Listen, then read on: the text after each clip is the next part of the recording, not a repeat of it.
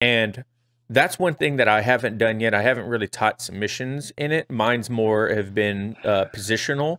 And then, Hmm. so how do you approach teaching a submission without going through a step-by-step technique? Because that's something that I'm like, how can I teach them a Kimura without telling them, you know, figure four grip.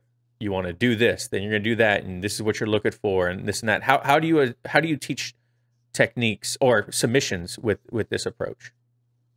Awesome. So we're going to start here in our Kimura position. It looks like this. I'm going to just put everyone in a Kimura grip on their partner with their hands separated. Your goal, keep the hands separated and eventually put their hand behind their back.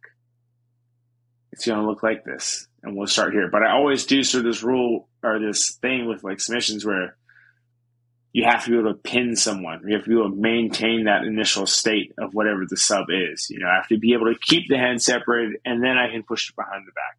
But I might show like finishing mechanics, and I often will. Hey, there's two ways I can really finish. It could be like a pushing Kimura or a pulling Kimura.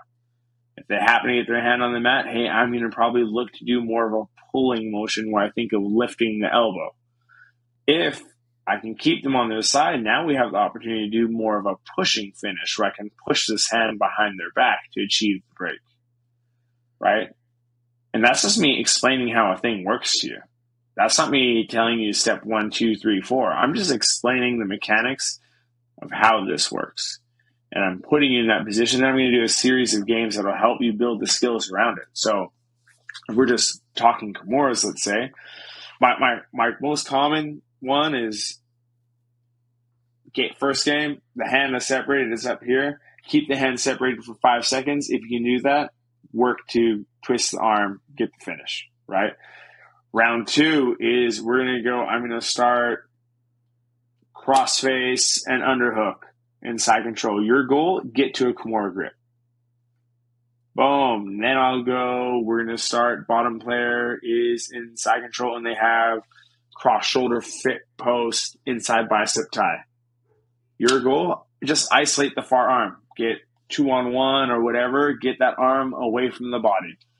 Combine all of that, we'll have worked on the separate skills that we needed, right? Because, well, actually, truthfully, I would then go one stage back, which is just pin this person, right? Keep this person pinned in side control. Stay past their legs, chest to chest, as often as possible. Don't let them get to their knees, right? We'll play that. Because at the end of that, I will have put you in scenarios to learn all the requisite skills to be capable of doing a Kimura on someone. You can keep them pinned. You can isolate the arm. You can take that isolation and make it into a strong attachment to the arm and the Kimura grip.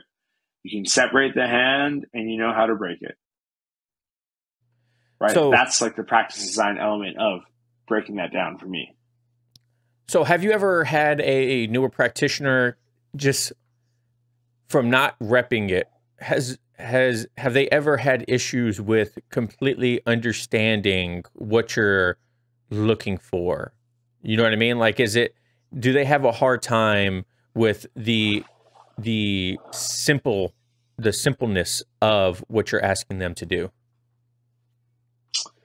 You know, honestly, not really. Because usually if it's something like a submission, I'm starting them very close to the end. It's one action for success.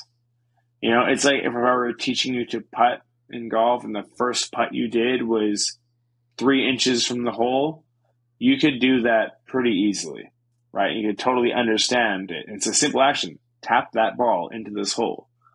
Now there's requisite skills. Eventually we got to get the ball up onto the green and then right? We work backwards, you know.